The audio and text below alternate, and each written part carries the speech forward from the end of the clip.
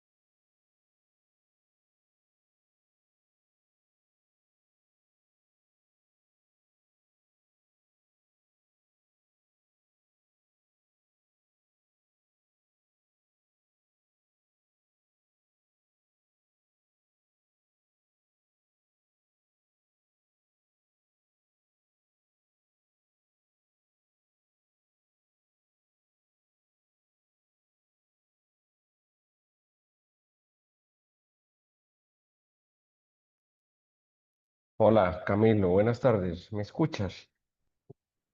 Hola, profe, ¿cómo estás? Sí, se te escucha. Listo. Eh,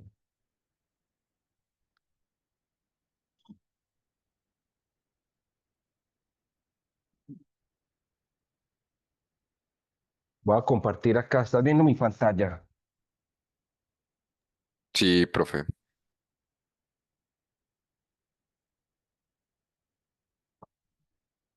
Bueno, vamos a continuar hoy entonces. Voy a hacer un resumen. Después vamos a ver cómo es la interacción de la luz con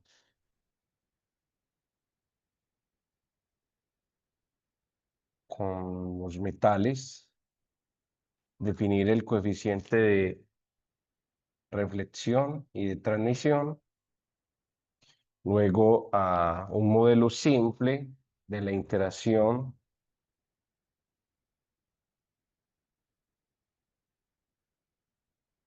de la luz con semiconductores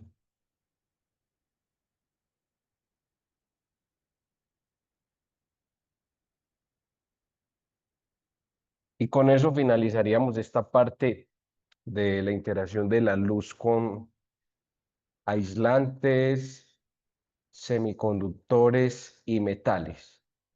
Ya en las próximas dos clases lo que vamos a ver son algunas aplicaciones como los láseres, los LEDs y los transistores. Ah, no sé si hay alguna pregunta antes de comenzar.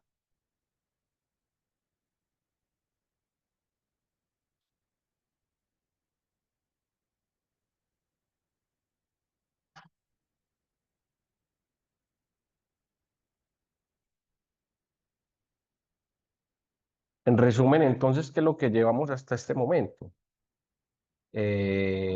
Tengo un material, que en este caso es un aislante, puede ser también un cristal. Hay aislantes que son cristales. Recuerden que depende mucho del get de energía, de la brecha de energía entre las bandas.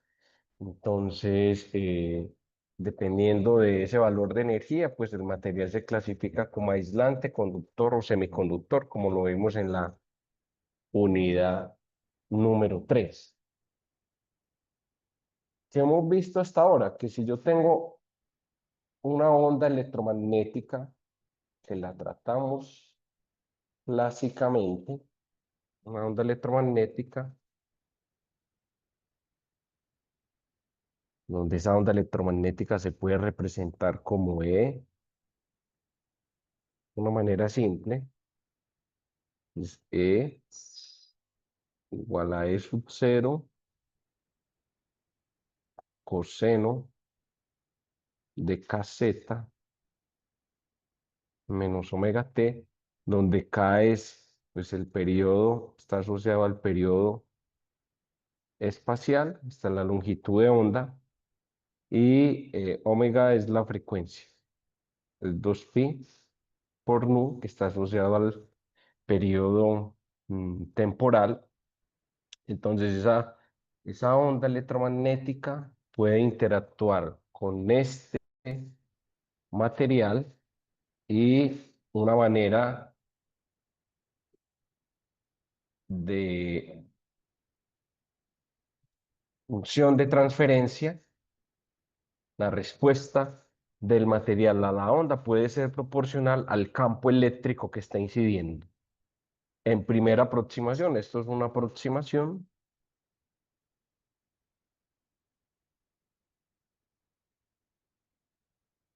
Claro, es una aproximación lineal, eso significa que la respuesta del sistema es lineal con el campo. Ya vimos que dependiendo de la intensidad de la onda, pues pueden surgir muchos efectos. Y esa función de transferencia, pues esta susceptibilidad tiene una dependencia con la frecuencia, que ya vimos cuál es esa dependencia. También tenemos la permitividad que se puede relacionar con la susceptibilidad, el índice de refracción que tiene una parte real, este n tiene una parte real más una parte imaginaria. Ya vimos la interpretación física de esas dos cantidades. El K está asociado a la absorción, por ejemplo, alfa. Recuerden que K en la ecuación de propagación se puede escribir como K más I veces alfa. Y existe una relación entre K y N, que ¿cuál era? De la clase pasada.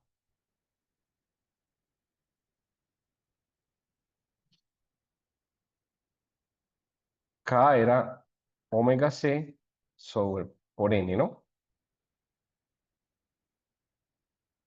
¿Cierto? Lo recuerda de la clase pasada.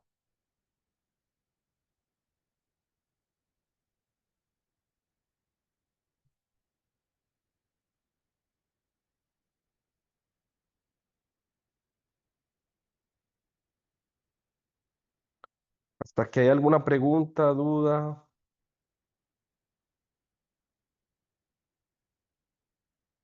No, profe.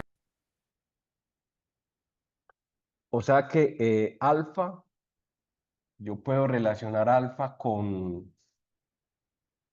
el índice de refracción. ¿Y cuál es la relación ahí entonces entre alfa y el índice de refracción? La parte real. ¿Quién me dice? De acuerdo a esa ecuación que acabamos de escribir.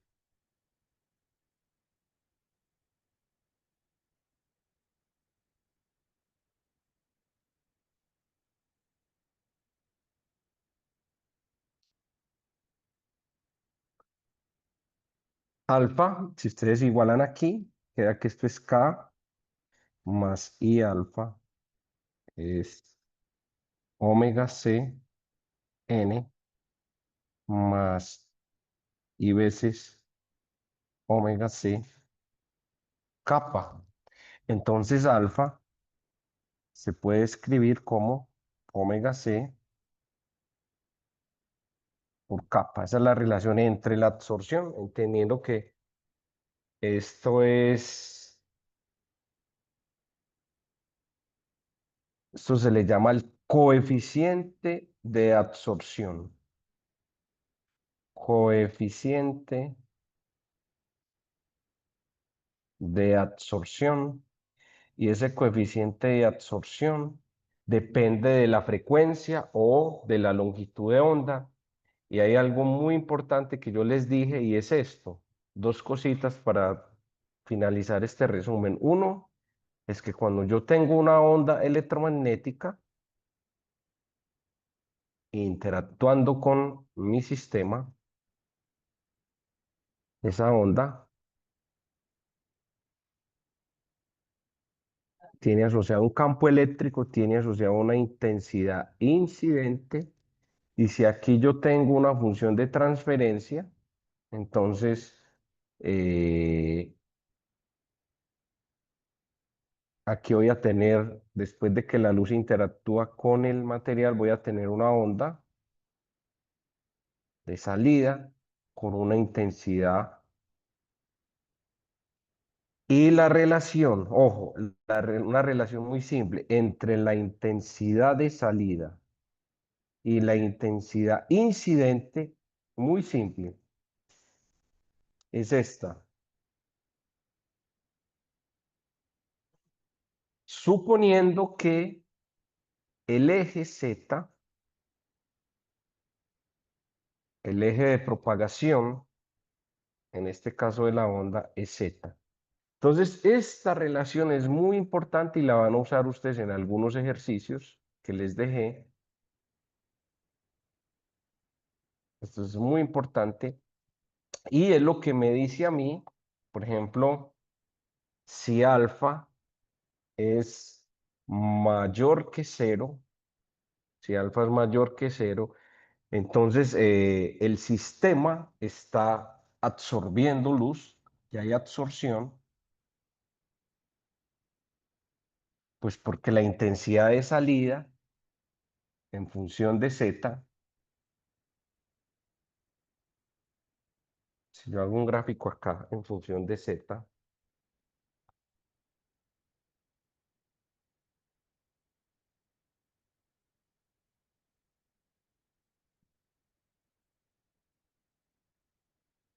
esto es Z, si hago un gráfico de la intensidad de salida sobre la intensidad incidente, entonces en función de Z, si alfa es mayor que cero, esto es una función decreciente,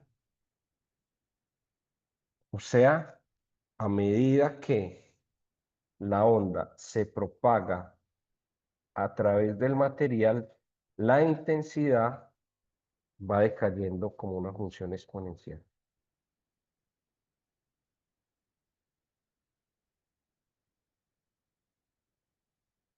¿Listo? Es eso significa que, de nuevo, a medida que la onda se está propagando dentro del material, pues la intensidad va a decaer. ¿Y eso a qué se debe? Pues que los electrones, los iones en el material, en el cristal, van a absorber esa radiación y eso hace que la intensidad de salida sea menor que la intensidad incidente. ¿Eso cómo lo mide uno? Pues en el laboratorio existe lo que se llama un power meter, que un power meter es un equipo para medir la potencia óptica, que lo que hace es traducir la intensidad de la luz a determinada longitud de onda en corriente y a través de un circuito yo puedo medir la potencia. ¿Está bien? ¿Hasta aquí alguna pregunta?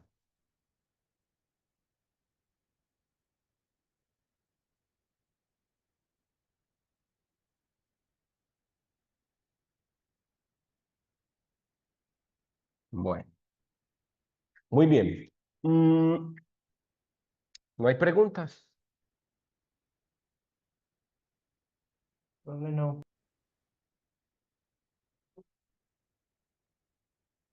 ¿Se entiende el concepto de absorción entonces o hay alguna duda ahí?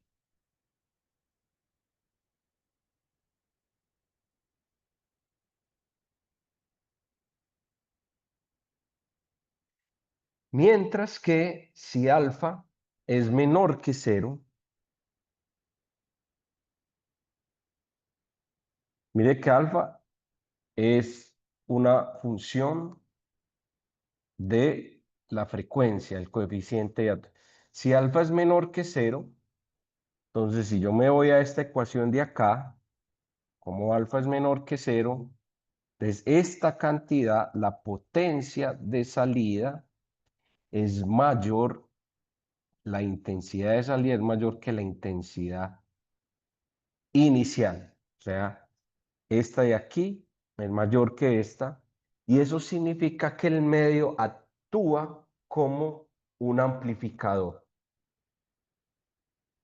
Por ejemplo, si yo tengo aquí un sistema, mi cristal, mi dispositivo, mi semiconductor, mi metal, y llego con una onda, con una intensidad, supongamos, por ejemplo, que la potencia incidente sea 1 milivatio.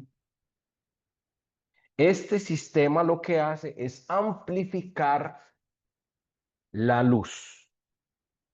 O sea, voy a salir con una onda cuya potencia, bueno, aquí esta representación está,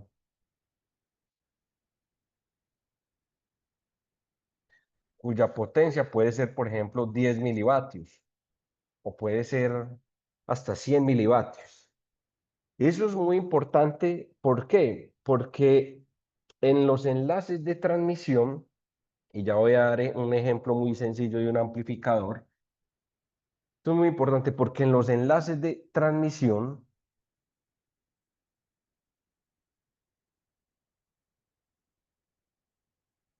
de larga distancia,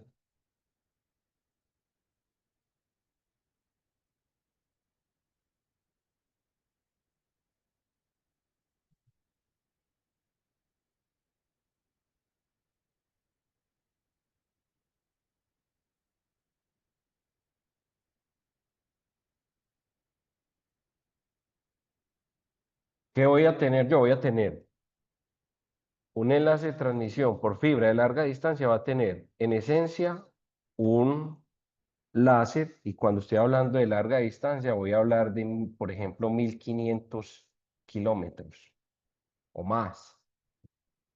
Eh, un enlace entre dos ciudades, Bogotá, Medellín, Bogotá, Barranquilla, Medellín, La Guajira, enlaces de ese tipo.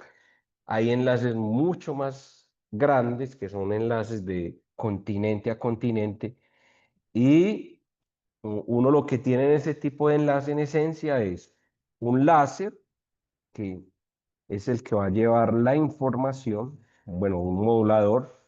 Entonces el láser va por una fibra,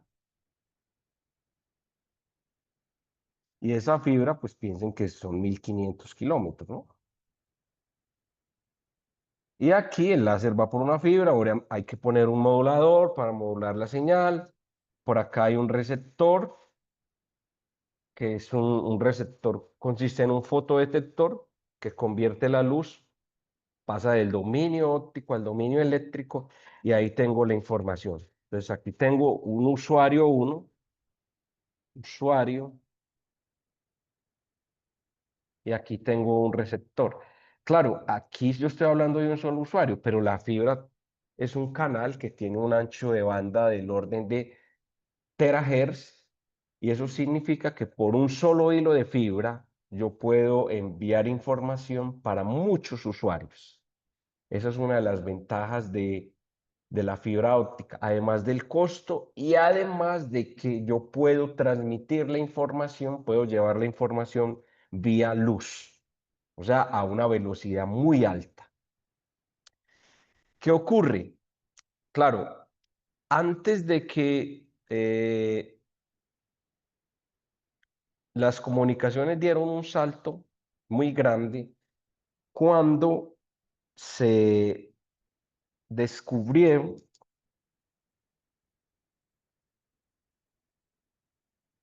cuando se descubrió un tipo de material, lo que se llama tierras raras, herbio y terbium, que ya voy a hablar un poco de ello, porque en esencia se tenía la fibra, se sabía que se podía transmitir luz, pero claro, como la fibra tiene esta pérdida que yo les mostré acá, tiene, tiene una pérdida alta en esta región.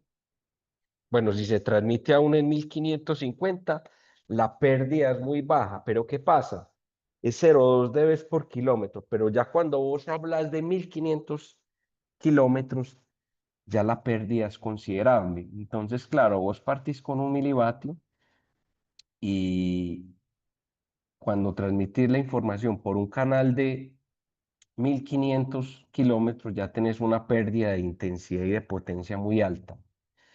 Eso implica que para que no se pierda la información, para que la información llegue lo más confiable posible, yo necesite amplificar durante el tramo en el que estoy transmitiendo.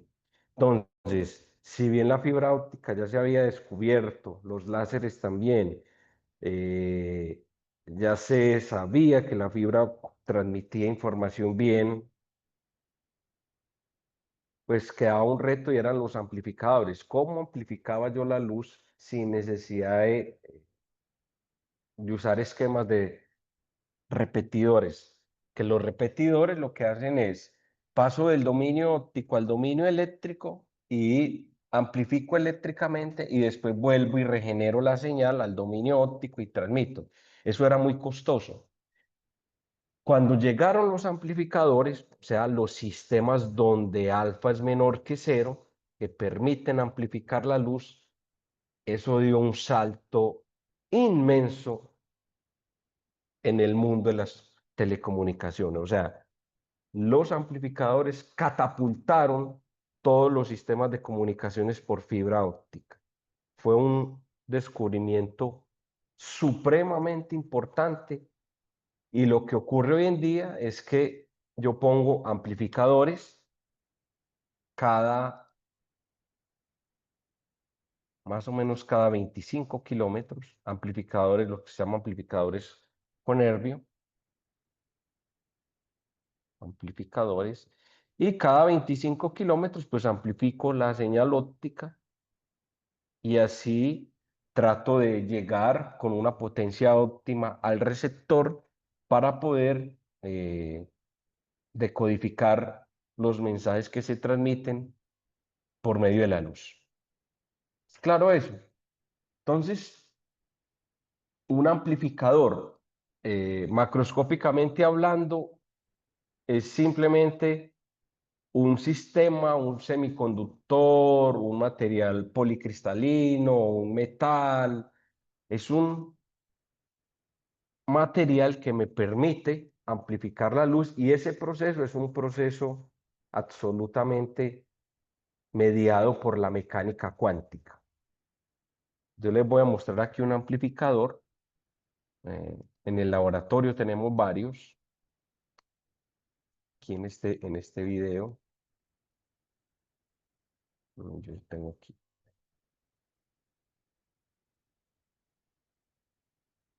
¿Están viendo el video?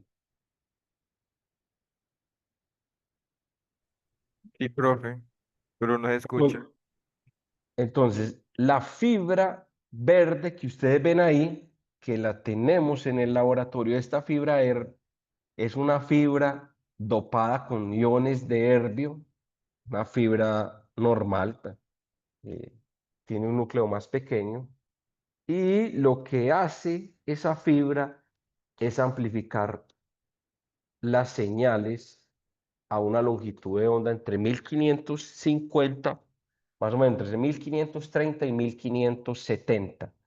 En ese rango de longitudes de onda yo puedo amplificar. Entonces eso es muy importante, porque de nuevo, eso fue lo que permitió una evolución en el mundo de las telecomunicaciones a larga distancia. Bueno, la parte del láser es otra cosa. ¿Está bien?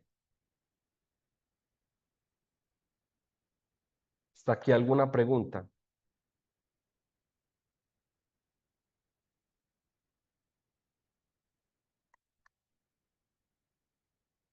¿No? Bueno.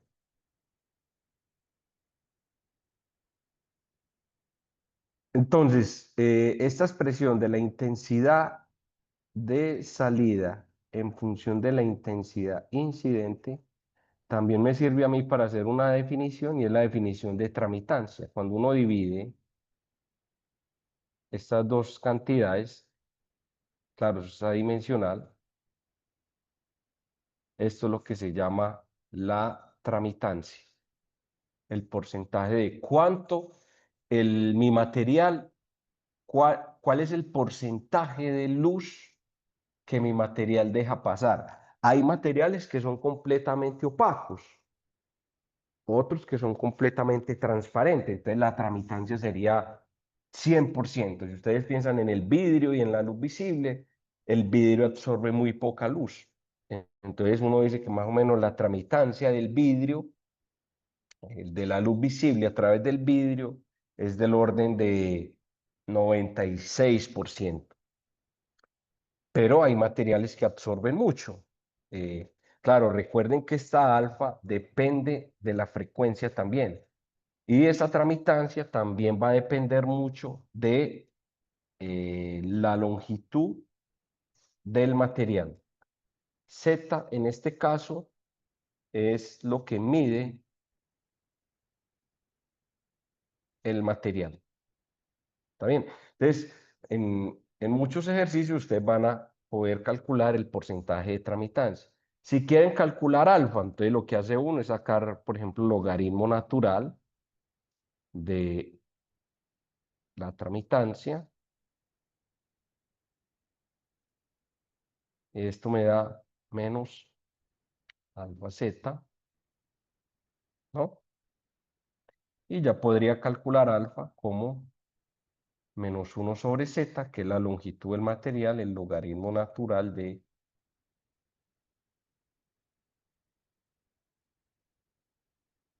¿Está bien? ¿Preguntas hasta acá? ¿No? ¿No hay preguntas? ¿Dudas?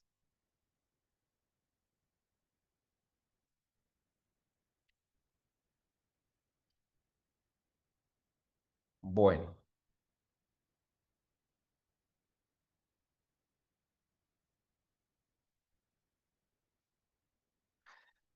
vamos a pasar ahora entonces a la parte de la interacción de la luz con metales. Y para eso,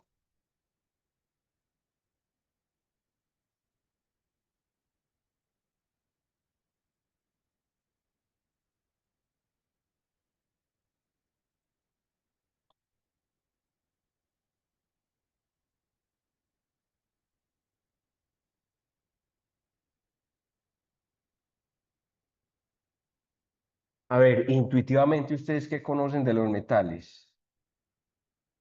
Por ejemplo, el oro, la plata, el cobre. ¿Qué conocen ustedes? Buenos conductores. Ujú. ¿Qué más?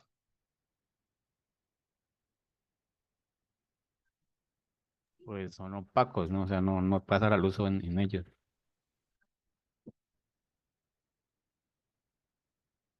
¿Qué más?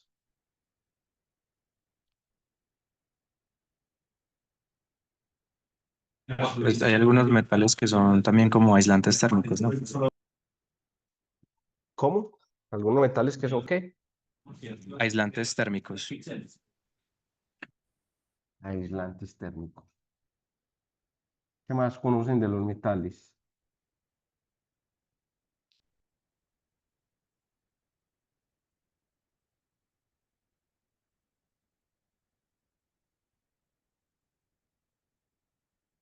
Reinaldo, Hola, profe. ¿qué conoces de los metales? A ver, Pues aparte de lo que te dije, como que hay unos que son aislantes térmicos,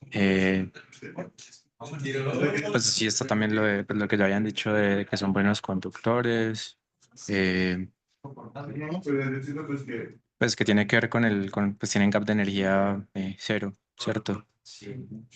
Eh, y no sé qué más, no se me viene nada más a la mente.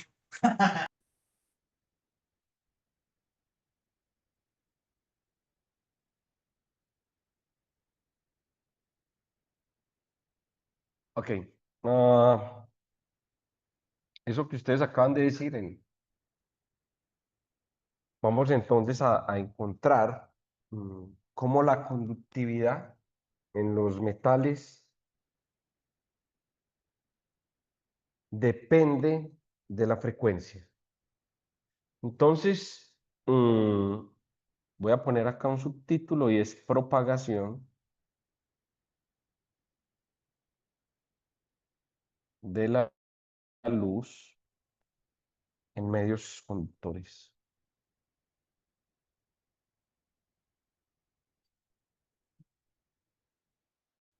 Para eso voy a retomar la ecuación, voy a retomar la ecuación de propagación general, que es rotacional, el rotacional del campo eléctrico más 1 c al cuadrado,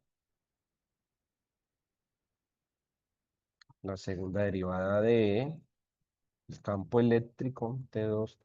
Y aquí pues la parte que corresponde al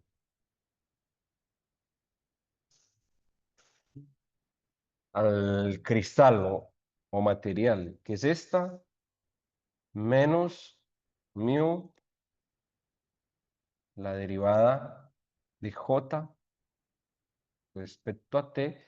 Y además voy a considerar la ley de Ohm, y es que la corriente pues es proporcional a sigma por el campo eléctrico, donde sigma va a ser la conductividad eléctrica.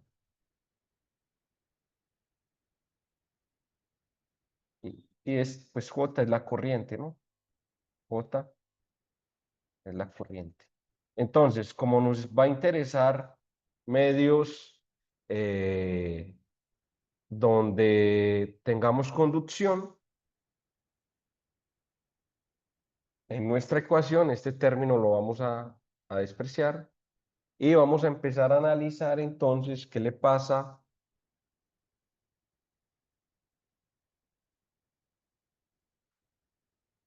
a un metal o a un medio conductor cuando interactúa con.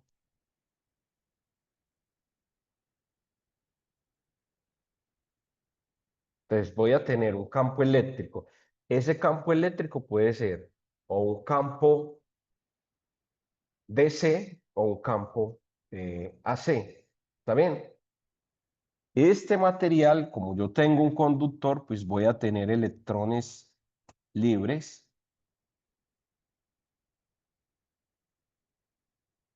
Voy a representar así pictor. Y esta onda pues va a interactuar con esos electrones. Claro, aquí voy a tener un campo eléctrico, que si es un campo eléctrico oscilante, pues lo puedo representar simplemente por esta función, donde omega es la frecuencia. Y esto va a ser el metal, que en el caso de un metal, pues voy a tener muchos electrones libres. Y desde el punto de vista de cristalografía, que ya lo vimos, el get de energía es cero. Entonces yo puedo tener una movilidad muy fácil entre la banda de conducción y la banda de valencia cuando aplico un campo eléctrico. ¿Correcto? Muy bien. Entonces yo voy a considerar, si este es el campo eléctrico, bueno, voy a suponer, si este es el campo eléctrico, bien, sabemos que los electrones se mueven en dirección contraria al campo eléctrico y que la fuerza que actúa es menos la carga eléctrica por el campo, ¿no? Esa es la fuerza de Lorentz, omitiendo el campo magnético. Muy bien. Entonces, si yo considero un electrón, estos electrones se mueven, este electroncito, por ejemplo, se mueve hacia acá.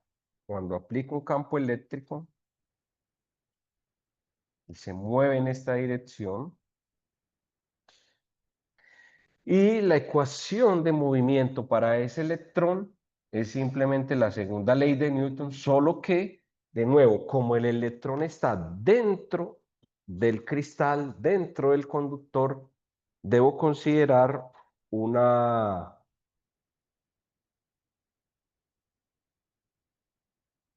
ecuación donde esté implícita esa parte de interacción entre electrones, electrones, electrones, iones, y eso se representa pues como una fuerza de amortiguamiento, como lo veíamos también en el caso de aislante, o una fuerza de fricción entre comillas. Entonces la ecuación que sigue este electrón de masa m va a ser masa por aceleración, la masa por dv de t, más una fuerza de fricción, que va a ser m, t a la menos 1 proporcional a la velocidad, y esto es igual a la fuerza, que es simplemente menos c. Esta va a ser una ecuación muy simple, que los electrones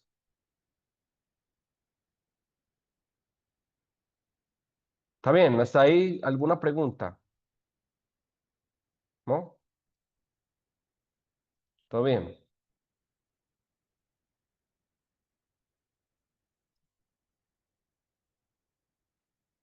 Donde aquí D es la velocidad del electrón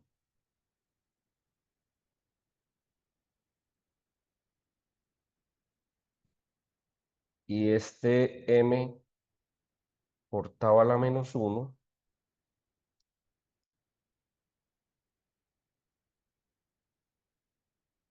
es una fuerza de fricción o una constante de fricción. Y este T es un tiempo que es un tiempo de recombinación electrónica.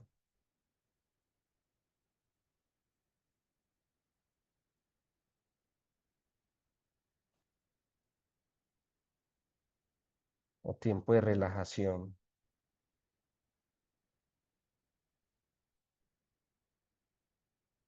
Bueno, muy bien.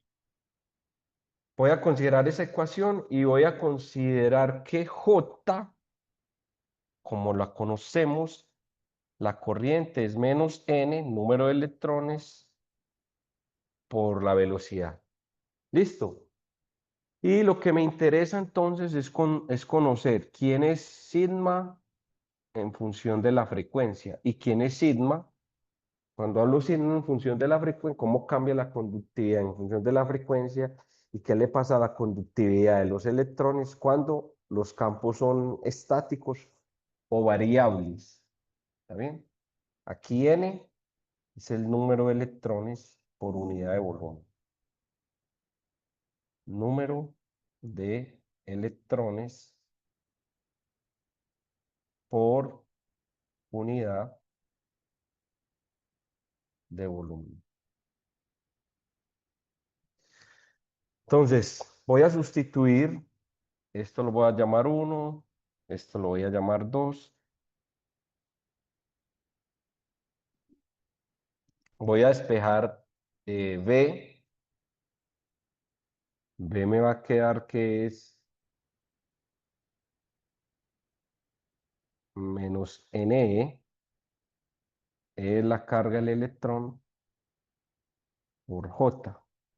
Y eso lo voy a sustituir en la ecuación 1.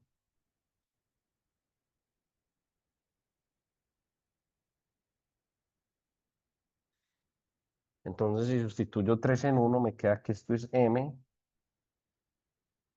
la derivada con respecto a T de menos 1 sobre NE J más M T a la menos 1 menos 1 sobre NE J, y esto es menos E por el campo. ¿Está bien? Y ahí voy a sacar esto.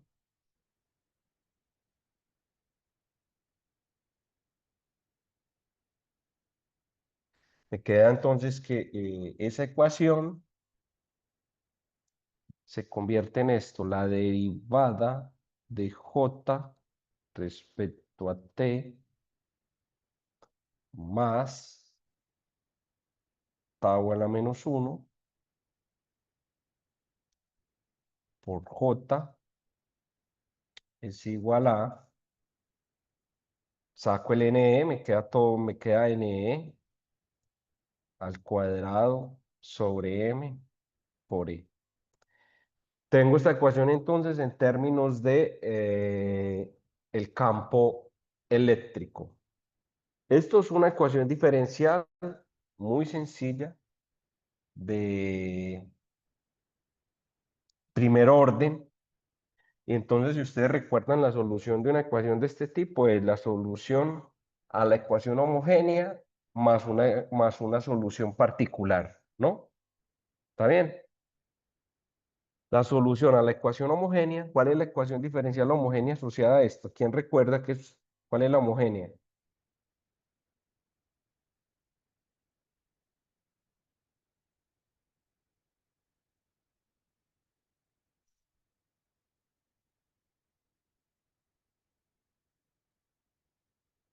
¿Quién la recuerda? Igualado a cero. ¿Cómo? Igual a cero eso. Entonces, la homogénea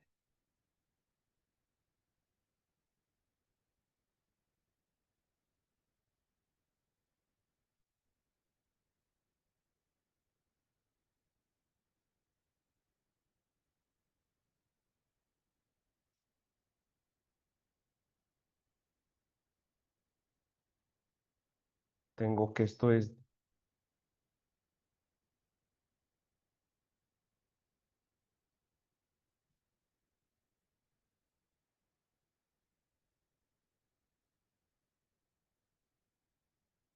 más tau a la menos 1 J es cero.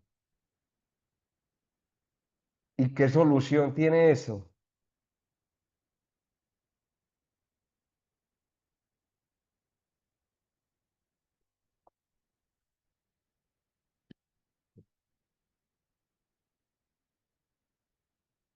Es una exponencial.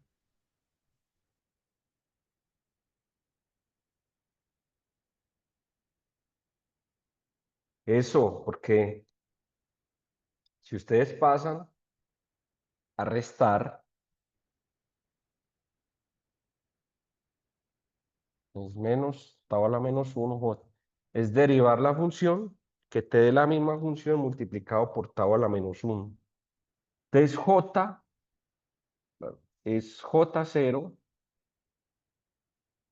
por E a la menos T por tau.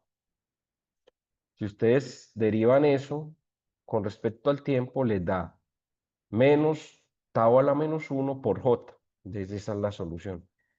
Eso significa que la corriente decae con el tiempo. ¿Y por qué?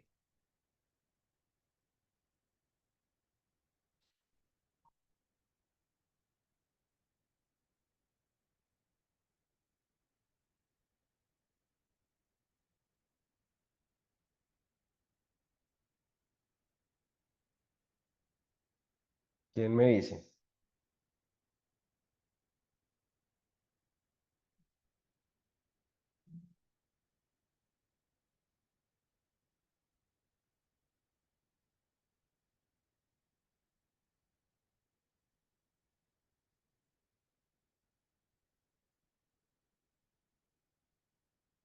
Si yo sustituyo T por tau, me queda que la corriente decae eh, E a la menos 1. O sea, J en un tiempo T,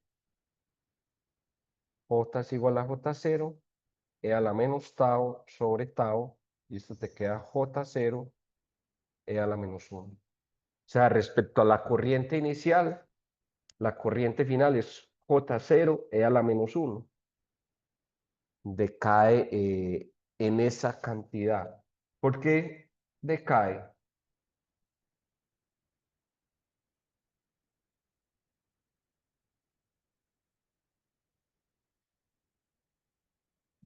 ¿Quién me dice por qué decae? Este T, de nuevo, es llamado el tiempo de relajación electrónica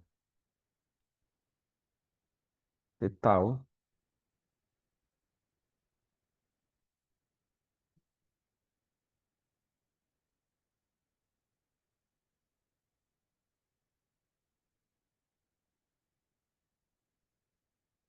Claro, si ustedes se fijan, ¿qué ocurre? Cuando yo aplico un campo eléctrico, estos electrones se tienen que mover a través de, en este caso, si esto es Z, lo que mide el metal, tiene que moverse todo a lo largo del eje Z y yo poner para poder detectar la corriente. Mientras más grande sea el camino, como lo hablábamos, los electrones pueden interactuar con los fonones, con los iones de la red, y eso hace que la corriente disminuya con el tiempo. ¿Está bien?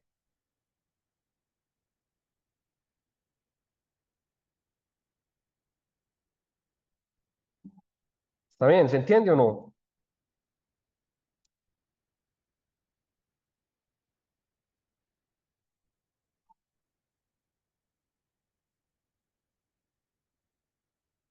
Jóvenes, ¿se escucha? Sí, señor, sí se ¿Aló? escucha, sí. ¿Cómo? Sí, señor, está claro. Bueno, ahora vamos a encontrar sigma para un campo estático y sigma para un campo variable.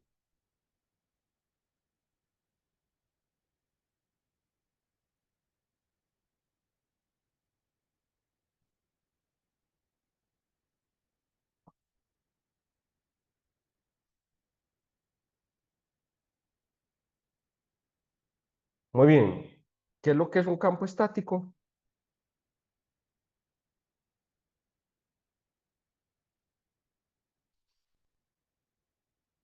No hay variación en el tiempo. Muy bien, entonces para el caso de un campo estático, la derivada de respecto al tiempo me da cero. Y como yo sé que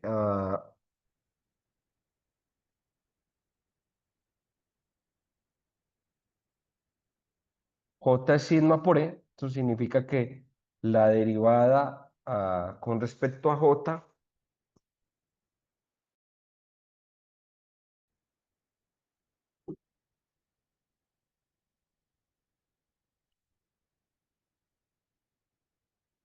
para el caso de un campo estático, miren, entonces voy a usar esta ecuación, ¿sí?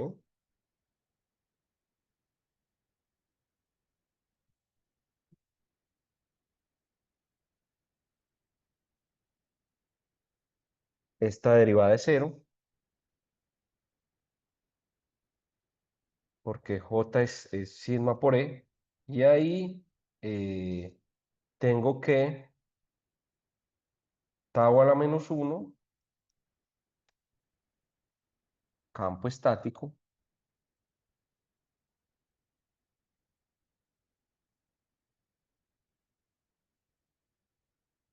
significa que la derivada de J también con respecto al tiempo es cero, porque J es sigma por E. Entonces, si yo derivo ambos lados de la ecuación, esa sigma no depende, va a depender de la frecuencia.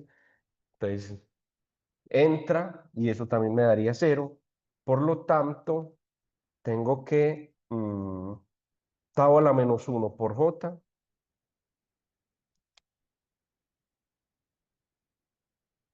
tau a la menos 1 por J es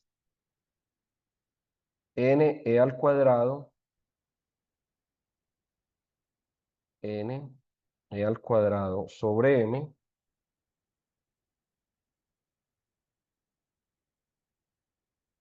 por e. ¿Está bien?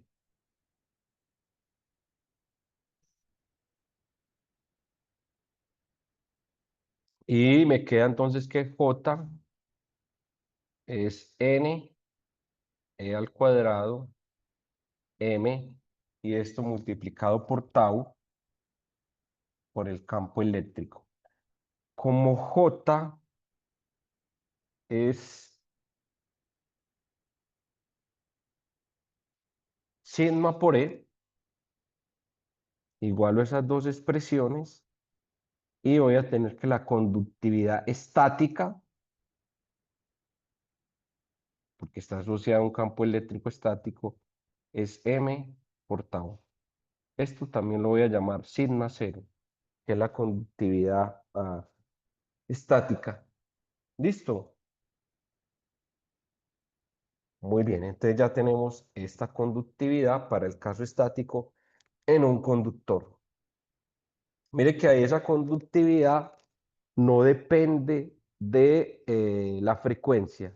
Claro, porque el campo eléctrico es un campo estático, que es en este caso que yo les mostré acá. Es aplicar este campo en lugar de esta onda sinusoidal.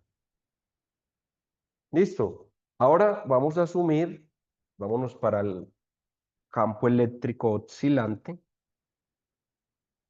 la conductividad para el campo eléctrico oscilante.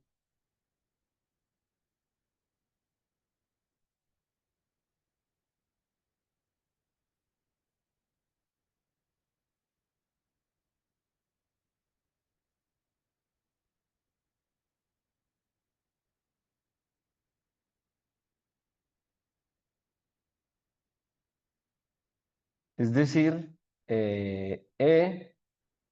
vamos a asumir que es 0,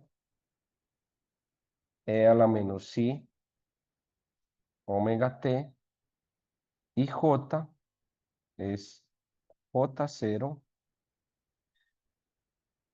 E a la menos I, omega t.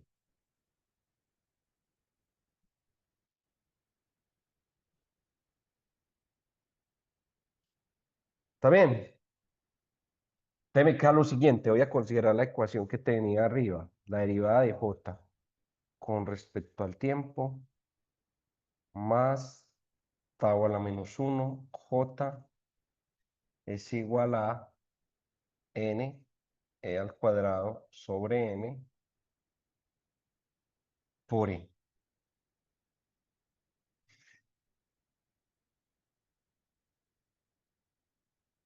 Y como yo ya sé que está la conductividad dinámica, estática, esto lo puedo escribir también como sigma 0, tau a la menos 1, siendo sigma 0 esto de acá arriba. Muy bien. Voy a asumir entonces estas soluciones oscilantes. Entonces, ¿cuánto me da la derivada de J respecto al tiempo? ¿Qué me da? Si yo derivo acá, esto me queda menos I omega J más tau a la menos 1 J, ¿no? Y esto es N, E al cuadrado sobre M por E, o lo que es lo mismo, sigma 0, tau a la menos 1 por E. ¿Ok? Saco como factor común J.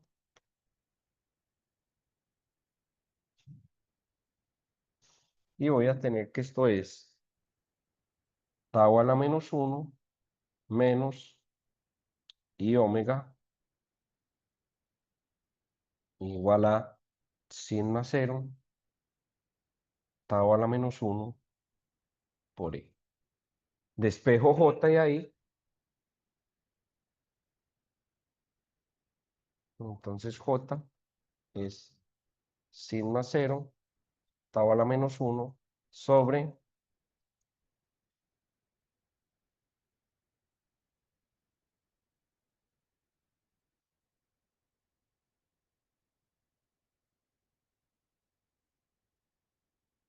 tau a la menos 1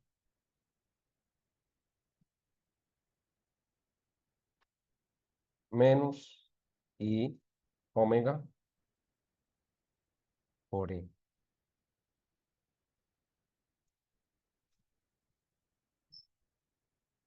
Y voy a tener entonces que J acá, saco como factor común tau a la -1, me queda que esto es sigma 0.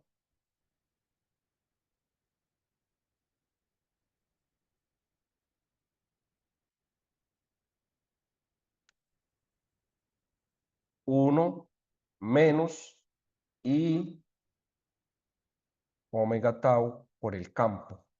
Y aquí viene entonces una expresión muy importante para la conductividad que depende de la frecuencia. Mire que esto es muy importante. En los metales la conductividad va a depender de la frecuencia. Sigma 0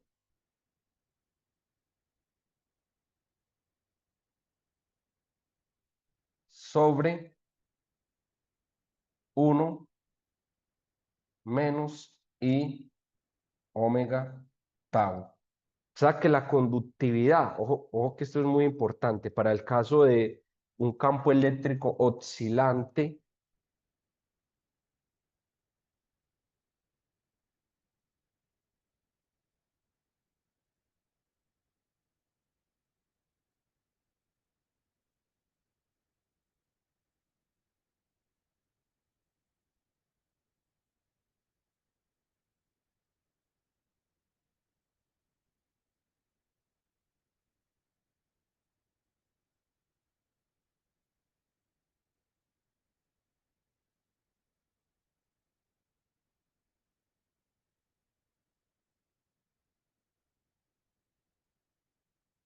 la conductividad va a tener parte real más y veces la parte imaginaria. Súper importante esto. Eh, ¿Y eso cómo encuentro la parte real y la parte imaginaria? Bueno, esta conductividad, voy a desacoplar la parte real y la parte imaginaria.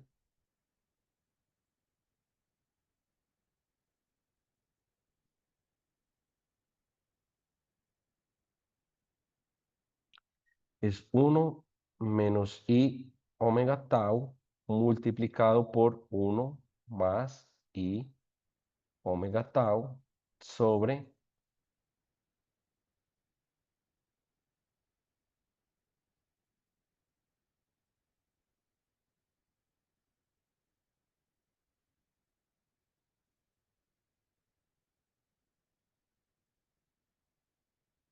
1 más I omega tau. Acá tengo entonces que esto es sigma 0 multiplicado por 1 más I omega tau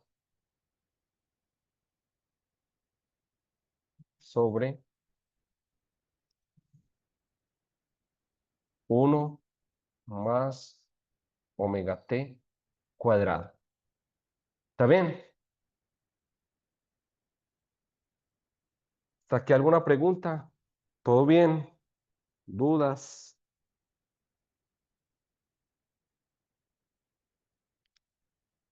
Ok. O sea que la conductividad es sigma 0,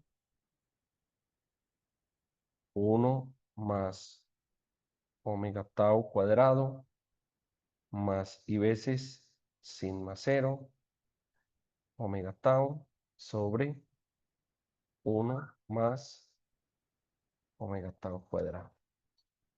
Y acá, entonces tengo que la parte real de la conductividad va a ser sigma 0, 1 más omega tau cuadrado. Y la parte imaginaria es sigma 0, omega tau, 1 más omega t cuadrado. Entonces, la conductividad en los metales, cuando interactúan con una onda de luz, aquí en este caso, va a depender de la frecuencia de la luz incidente. Esa frecuencia es muy importante porque, claro, dependiendo de esa frecuencia y de la excitación, pues los electrones se van a mover de cierta manera, van a absorber dependiendo de cuál sea la frecuencia de resonancia y el metal se puede convertir en un medio inclusive transparente dependiendo del tipo de radiación, imagínense ustedes. ¿Está bien? Entonces, ahora lo que vamos a hacer ya con la conductividad, vamos a analizar esta ecuación de propagación.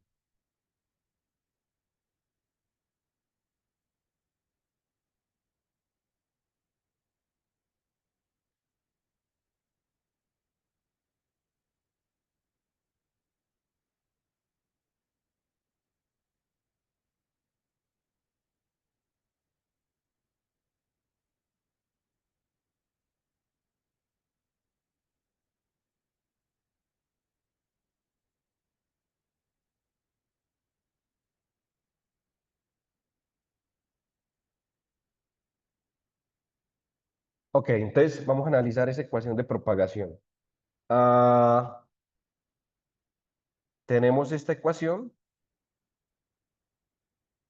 de propagación. Bueno, la voy a escribir aquí de nuevo. Pero ya considerando solamente conductividad, tenemos ese rotacional, el rotacional más 1 sobre c al cuadrado, la segunda derivada de E con respecto a T2, y esto es igual a menos mu a la derivada de J respecto a T. Ok, muy bien. Si desarrollamos el rotacional del campo eléctrico, llegamos a esta expresión. Ya lo hemos hecho muchas veces. Tengo que esto es menos 1 c al cuadrado, la segunda derivada de E con respecto a T2, menos mu, y voy a sustituir el J, menos mu a J, bueno, lo voy a poner aquí primero, la derivada de J respecto a T, y este J, ya lo acabamos de encontrar, es sigma 0, 1 menos I omega tau por el campo. Voy a sustituir este J acá. Entonces tengo que esto es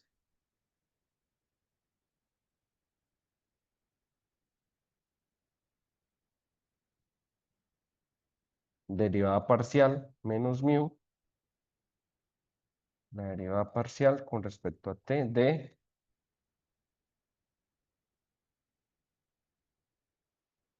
sigma 0,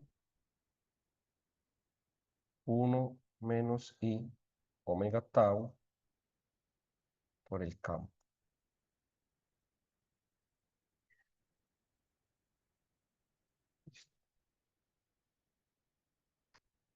Entonces, aquí puedo simplificar. Me queda que esto es menos nabla, menos 1 c al cuadrado, menos mu 0, sigma 0, sobre 1 menos I omega tau por la derivada de E con respecto al tiempo. Entonces, una posible solución a esto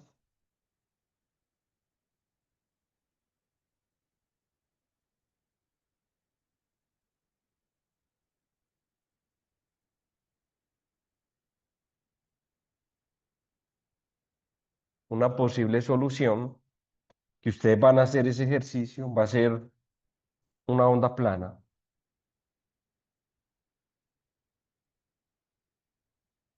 Entonces, una onda plana va a ser de esta forma. E es igual a E0, E a la I, voy a llamar esto aquí H por Z menos omega T. Si ustedes sustituyen eso, voy a llamar esta ecuación 3 porque por allá ya había llamado 2, esta 4.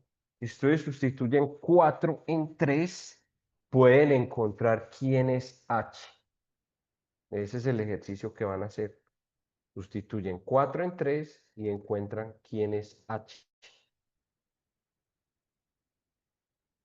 Jóvenes, ¿hasta acá alguna duda, inquietud?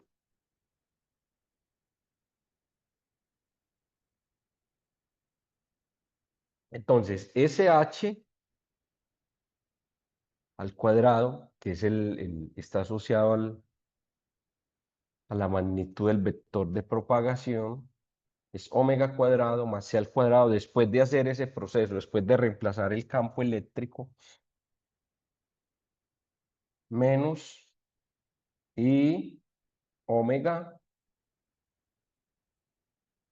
mu cero sigma cero sobre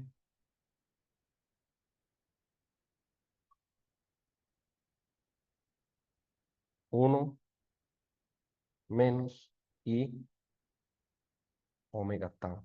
Esto es muy importante. Esta es la relación entre el vector la magnitud del vector de propagación de esa onda en el metal con la frecuencia.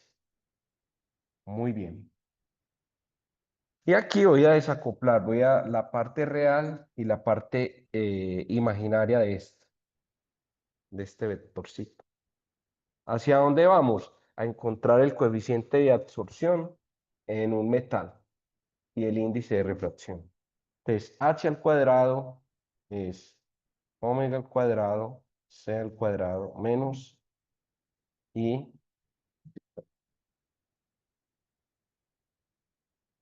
menos i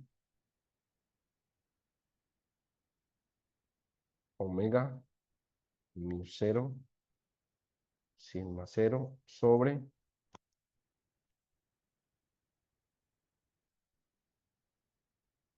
1 menos i omega tau multiplico por el complejo conjugado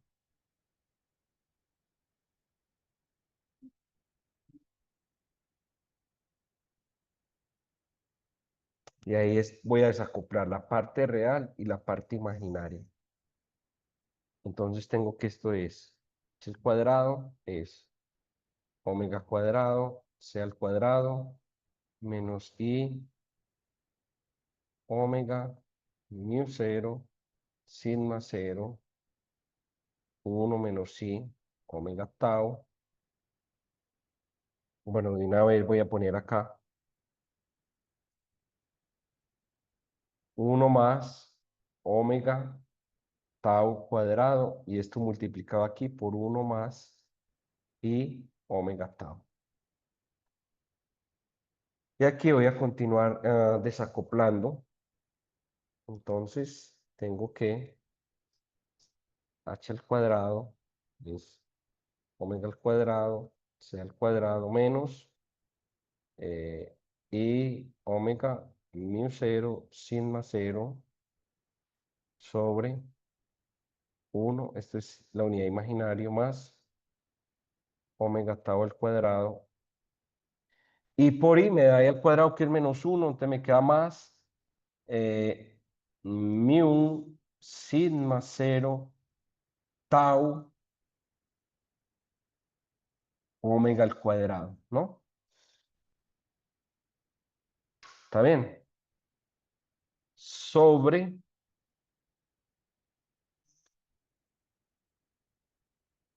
1 más omega tau cuadrado.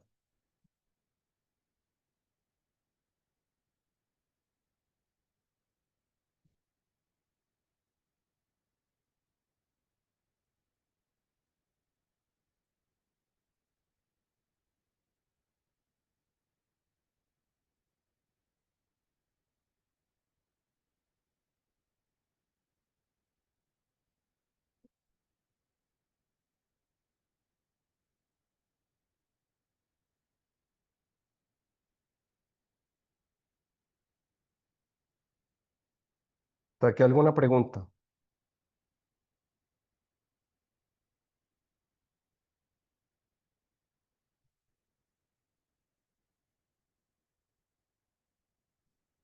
Muy bien, entonces la parte real aquí es esta.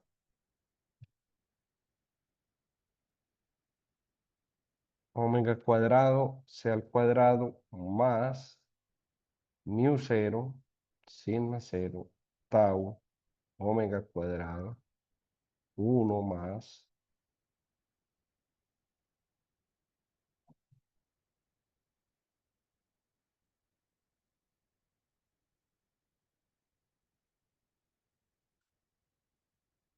menos y veces omega,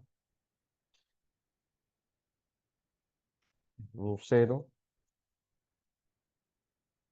sigma cero, sobre 1 más omega tau cuadrado.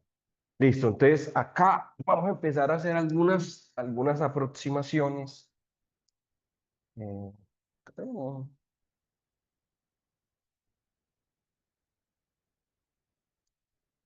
ah,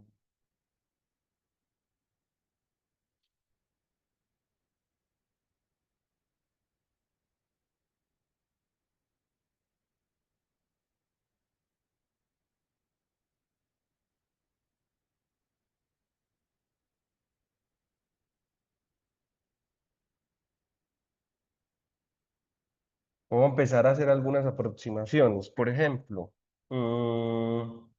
para frecuencias muy bajas,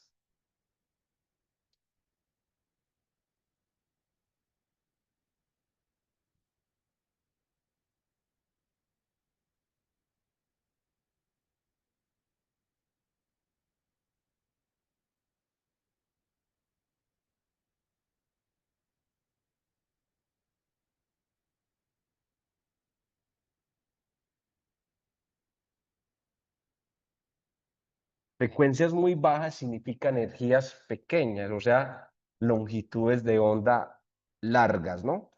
Para frecuencias muy bajas, este término es aproximadamente cero y h al cuadrado, este término también es aproximadamente cero.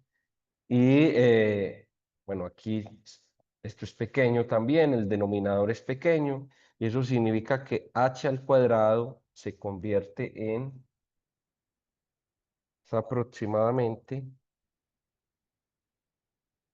y omega mu cero sigma cero. ¿Está bien? O sea que h es aproximadamente la raíz de i omega mu cero sigma cero. ¿Y uno cómo saca las raíces de un número imaginario? Aproximadamente la raíz de i por la raíz de omega mu cero sigma cero. Saque h, si uno extrae la raíz de ese número complejo, no lo voy a hacer, eso usted lo debe saber hacer, es 1 más i, la raíz de omega mu cero sigma cero sobre 2. Ese es h. Y como h, que es el vector de propagación, es k más i alfa, es k más i alfa, entonces eso significa que tanto k como alfa tiene el mismo valor, o sea, la raíz de omega mu cero sigma cero sobre 2. Esto aquí también es raíz de 2.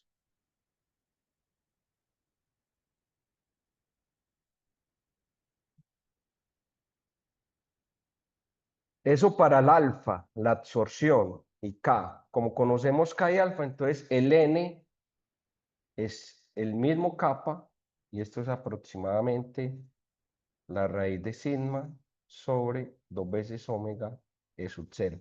Esto es sumamente importantísimo, importantísimo es.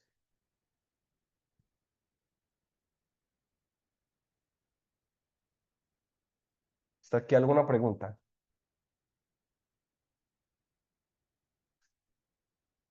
Bueno. Entonces mire que el índice de refracción es inversamente proporcional a la frecuencia, es decir, para frecuencias muy altas, el índice de refracción es pequeño, y si el índice de refracción es pequeño, es porque el material es casi transparente. ¿Listo?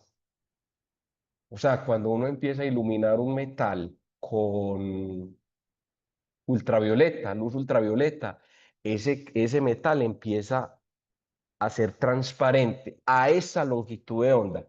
Pero para frecuencias, eso para frecuencias muy altas. Si yo tengo frecuencias muy bajas, pequeñas, entonces el índice de refracción aumenta, y el metal en este caso se comporta como un espejo. Por eso muchos de los espejos en la región del visible y en la región del infrarrojo son hechos con oro, plata, aluminio.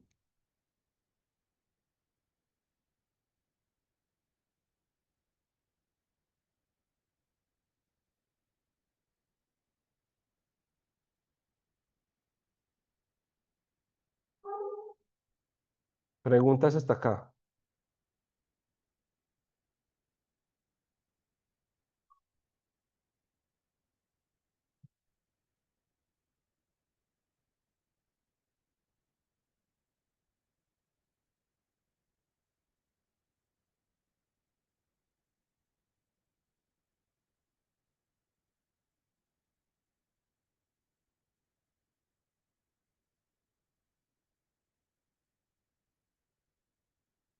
Muy bien.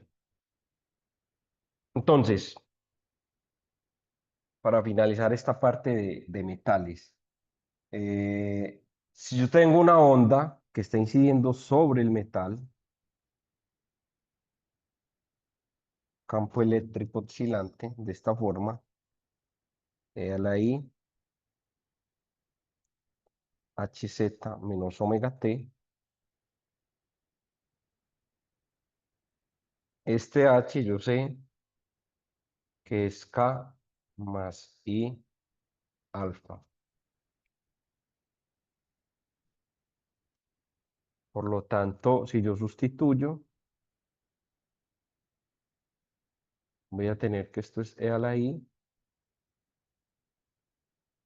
K más I alfa por Z menos omega t.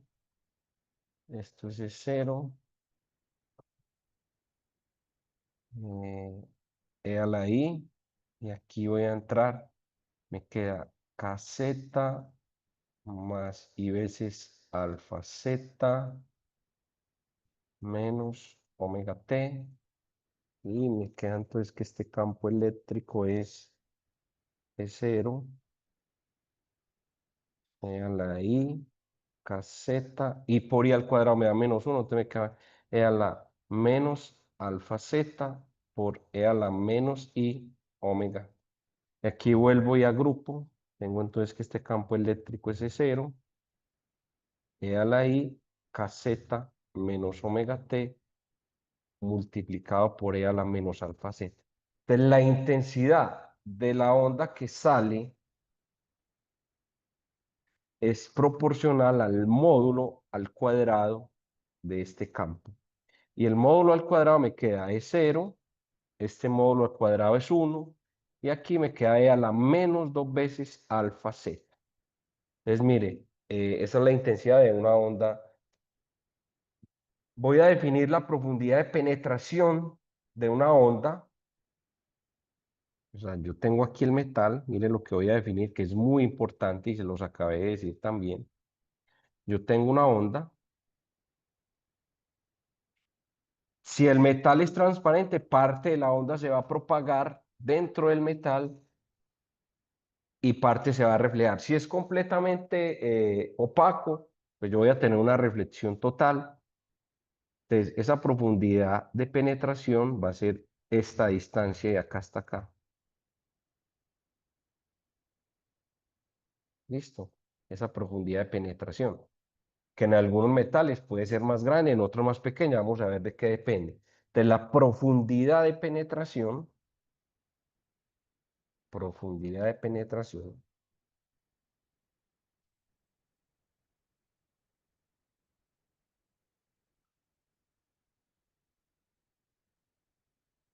en un metal va a estar dada por 1/alfa. Y ese 1/alfa, nosotros ya sabemos quién es alfa, entonces tengo que esa profundidad de penetración es la raíz de 2 omega sigma mu sub 0. O sea que la profundidad a frecuencias muy altas, lo que les decía, esa profundidad de penetración es pequeña y a frecuencias bajas, esa profundidad de penetración es alta. Esto lo puedo escribir en términos de la longitud de onda y me queda que esto es lambda 0, C por pi, sigma mu 0, sigma 0. Entonces, la profundidad de penetración depende también de la longitud de onda. ¿Está bien?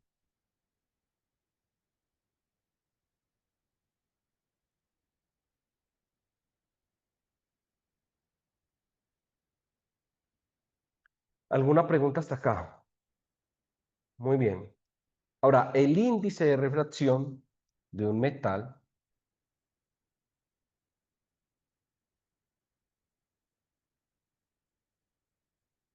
se puede escribir de esta forma, el n. Recuerden que n al cuadrado es omega al cuadrado, c al cuadrado, omega al cuadrado por este, que ya lo tenemos atrás. Y entonces la parte real, n, usted lo puede escribir como n más i capa. Entonces, la parte n menos capa al cuadrado va a ser 1 menos omega p cuadrado, omega cuadrado menos tau a la menos 2, esa es la parte, y 2n capa va a ser omega p cuadrado, ya voy a decir quién es omega p, más t a la menos 2. ¿Quién es omega p? Muy importante, se llama la frecuencia de plasma. Omega p. Esto se llama, va a ser la raíz de n, e al cuadrado, m, e sub 0, donde n es el número de electrones por unidad de volumen que depende del metal. Esto se llama frecuencia de plasma y es muy importante.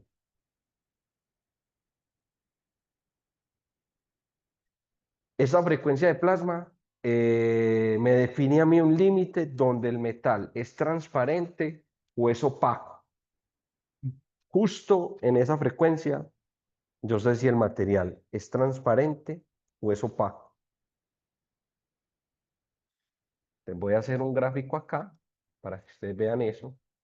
Normalmente, si uno grafica, calcula el índice de refracción y la parte real y la parte imaginaria, esas curvas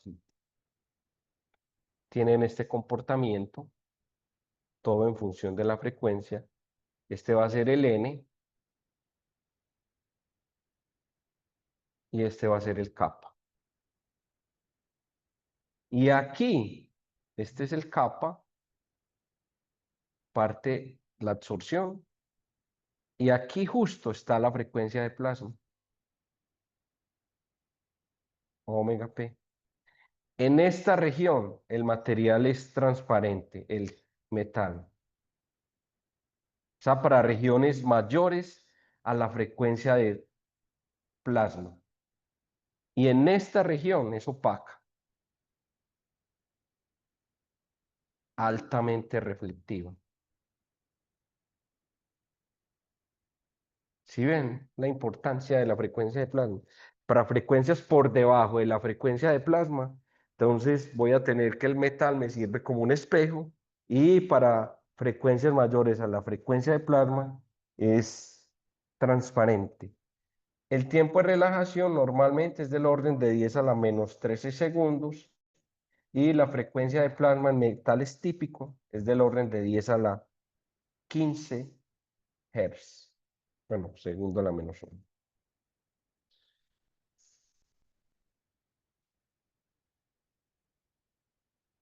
¿Está bien?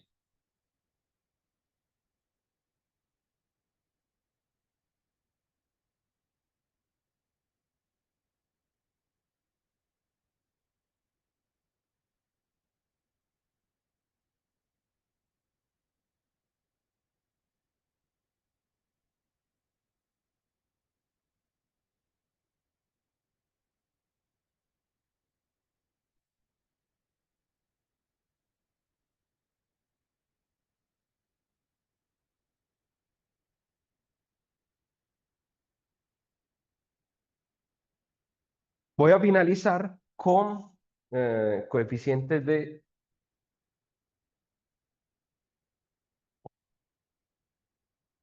reflexión y de transmisión.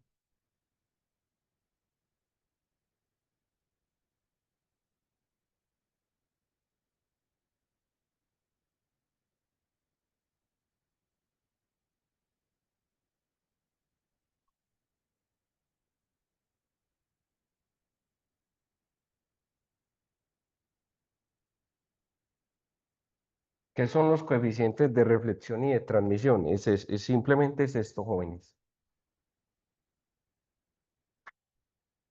Ustedes cuando tienen un cristal, un metal, y tienen una onda incidente, poniendo que la onda es esa que ustedes están viendo ahí, perdón, voy a correr por acá.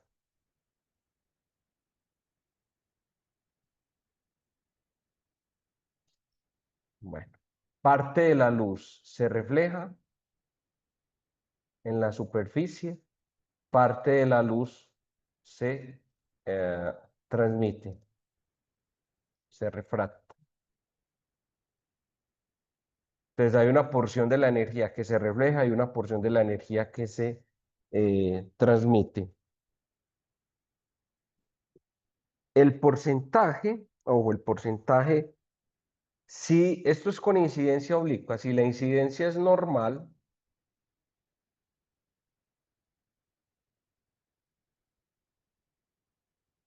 con incidencia normal yo simplemente voy a tener un rayo de luz que viene aquí, parte se va a reflejar y parte se va a transmitir. ¿Ok? Entonces, con incidencia oblicua, con esto, los coeficientes de reflexión y de transmisión, bueno, porque además la tramitancia más el porcentaje que se refleja más la absorción en porcentaje tiene que ser 100%. ¿Listo? Entonces, si yo conozco el porcentaje de reflectividad y la absorción, puedo conocer la tramitancia y así sucesivamente. Entonces, con incidencia normal, que es lo que vamos a usar nosotros, con incidencia normal, vamos a tener que el porcentaje de reflectividad se calcula como 1 menos n al cuadrado sobre 1 más n al cuadrado, siendo n el índice de refracción, ¿no?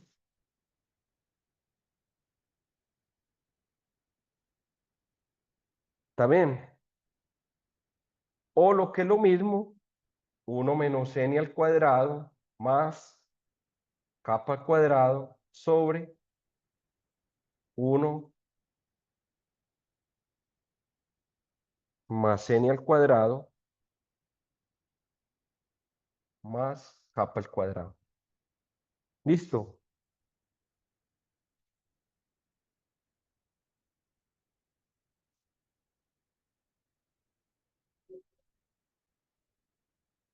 Listo, jóvenes, yo con esto termino. Tenemos las últimas dos clases.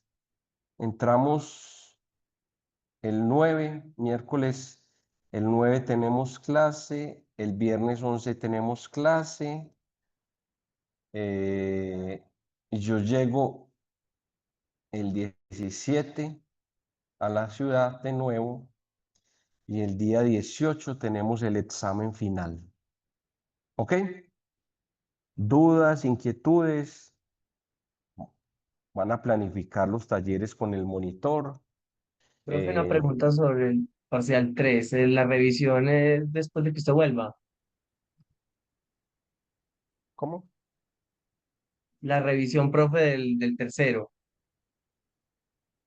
Sí, sí, cuando yo vuelva. Listo, profe. Listo, profe, gracias. ¿Alguna otra pregunta?